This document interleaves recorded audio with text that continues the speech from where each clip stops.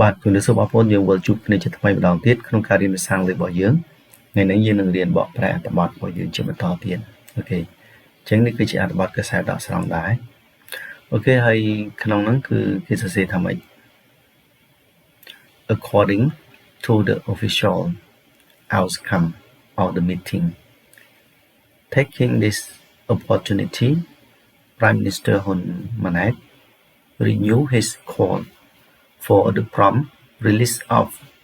the 18 Cambodian soldiers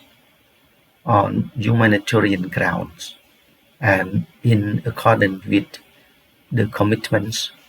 made in Kuala Lumpur Joint Declaration អូខេតោះឥឡូវយើងនឹងរៀនបកប្រែពាក្យ vocabulary ហ្នឹង phrase clear and sentence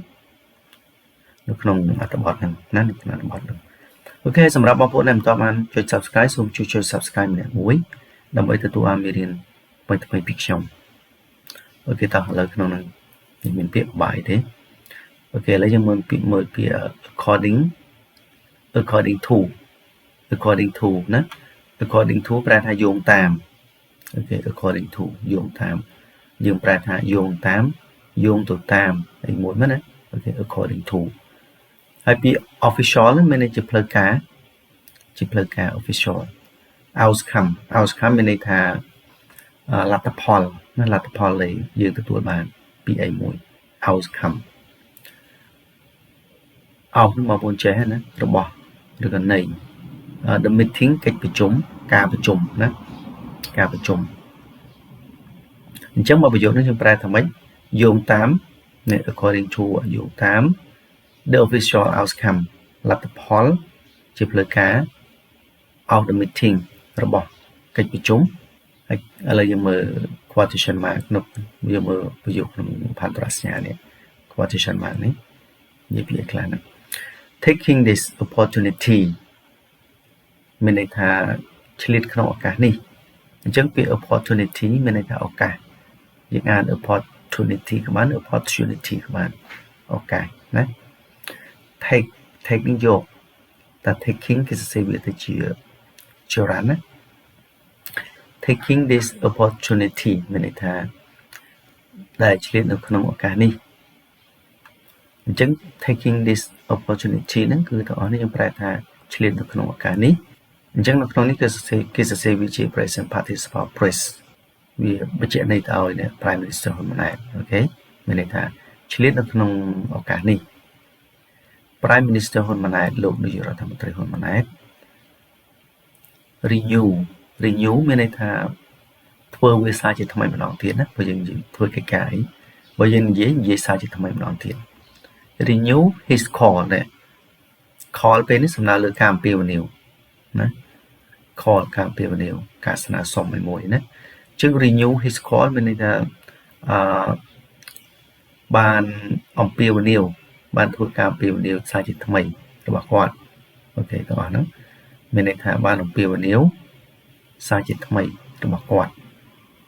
អញ្ចឹងពាក្យ renew មានន័យថាអំពាវនាវធ្លាប់អំពាវនាវពីមុនម្ដងហើយឥឡូវអំពាវនាវម្ដងទៀតនេះពាក្យ call for សម្រាប់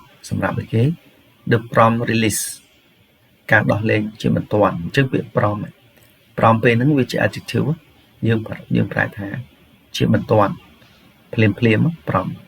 ពាក្យ release ប្រែការដោះលែងអញ្ចឹងក្នុងនេះគេសេច noun of ហ្នឹងនៃគេ the 18 Cambodian soldiers មានន័យថាទាហានកម្ពុជាចំនួន18នាក់ on ហ្នឹងគឺយើងប្រែទៅតាមស្ថានភាពប្រយោគស្ថានភាព clear ឥឡូវបងប្អូនមើលកន្លែងនេះសិន humanitarian grounds ធម្មតាពាក្យ humanitarian ហ្នឹងមានន័យថាមនុស្សធម៌គេសេពេលនេះគេសេវាជា adjective អូខេអញ្ចឹង humanitarian ground ធម្មតាប្រែថាដីប៉ុន្តែនៅពេលនេះគេអត់ប្រែថាដីទេគេប្រែថាហេតុផលណាហេតុផលអញ្ចឹងហេតុផលមនុស្សធម៌អូខេហេតុផលមនុស្សធម៌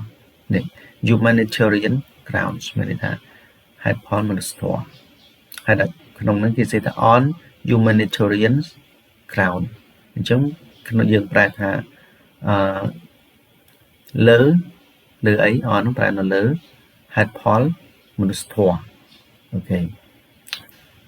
ចឹងយើងប្រែកន្លែងនេះម្ដងទៀតដើម្បីបងប្អូនយល់គឺថាលោកនាយករដ្ឋមន្ត្រីហ៊ុនម៉ាណែតបានធ្វើការអំពាវនាវរបស់គាត់នឹងសារជាថ្មីសម្រាប់ការដោះលែងជាបន្ទាន់ទាហានកម្ពុជា18នាក់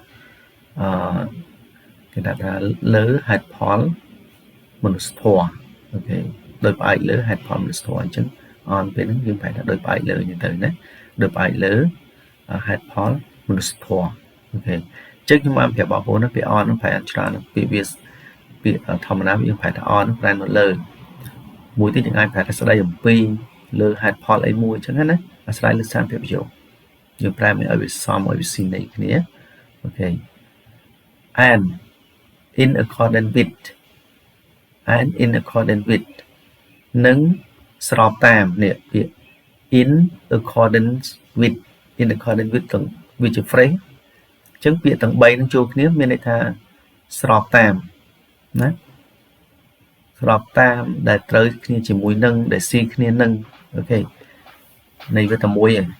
in accordance with មានន័យថានឹងស្របតាម the commitment នឹងការតាំងចិត្តណា commitment នឹងការតាំងចិត្តគេដាក់អីអញ្ចឹងគឺការតាំងចិត្តច្រើនចាប់ពី2ឡើងទៅវាជា plural made in made ហ្នឹងមកពីពាក្យ make ក្នុងហ្នឹងគេសរសេរវាជា made ចេះគេសរសេរវាជាទម្រង់ passive ដែលត្រូវបានធ្វើឡើងណាដែលត្រូវបានធ្វើឡើង in Kuala Lumpur នៅក្នុងទីក្រុង Kuala Lumpur ហើយពាក្យ join declaration ហ្នឹងមានន័យថាសេចក្តីប្រកាសរួម join នឹងរួម join declaration សេចក្តីប្រកាសរួមគ្នានឹងរួមរវាងសមាភាគីទាំងអស់ដែលបានចូលរួមប្រជុំហ្នឹងណាអូខេកម្មជាភាសាគឺកម្ពុជាថៃនឹងតែម្ដងអញ្ចឹង declaration ហ្នឹងសេចក្តីប្រកាសហើយពាក្យ join ហ្នឹងគឺរួមអូខេសេចក្តីប្រកាសរួមអញ្ចឹងនៅក្នុងនេះយើងប្រែថាម៉េចនេះកន្លែងនេះយើងប្រែថា in accordance with មានន័យថាដែលស្របតាមអីគេការតាំងចិត្តយើងប្រែការតាំងចិត្តមកការតាំងចិត្តនេះឲ្យប្រែ join declaration ហ្នឹងសិនណាសេចក្តីប្រកាសរួម made នឹងដែលត្រូវបានធ្វើឡើងនៅក្នុងទីក្រុង Kuala Lumpur អូខេប្រែអញ្ចឹងមកវិសនីអូខេអញ្ចឹងបងប្អូនទៅចាប់តាមកាលណាដែលយើងប្រែអត្ថបទយើងមិនប្រែត្រង់ហើយវាអាចលោតប្រយោគអូខេវាអាចលោត clear លោតប្រយោគអញ្ចឹងទៅអាស្រ័យទៅលើកន្សោមពីរបស់វាអូខេឥឡូវខ្ញុំអានឲ្យប្រែម្ដងទៀតណា according to the official outcome of the meeting ប្រែថាយោងតាមលទ្ធផលនៃកិច្ចប្រជុំជាផ្លូវការ taking this opportunity ដែលឆ្លៀតនៅក្នុងឱកាសនេះឬក៏យើងប្រែសម្ញថាឆ្លៀតនៅក្នុងឱកាសនេះក៏បានដែរPrime Minister ហ៊ុនម៉ាណែតលោកនាយករដ្ឋមន្ត្រីហ៊ុនម៉ាណែត renew his call បានអំពាវនាវបានធ្វើការអំពាវនាវរបស់គាត់សារជាថ្មី for the prompt release of the 18 Cambodian soldiers សម្រាប់ការដោះលែងជាបន្ទាន់នៃទាហានកម្ពុជាចំនួន18នាក់ on humanitarian grounds ដោយផ្ដោតទៅលើហេតុផលមនុស្សធម៌ and in accordance with the commitments និងស្របតាមការតាំងចិត្ត made in Kuala Lumpur Joint Declaration ដែលត្រូវបានធ្វើឡើងនៅក្នុងសេចក្តីប្រកាសរួមនៅក្នុងទីក្រុង Kuala Lumpur អូខេអញ្ចឹងយើងមានពាក្យអីពិបាកទេគឺយើងរៀនអស់ហើយเนาะ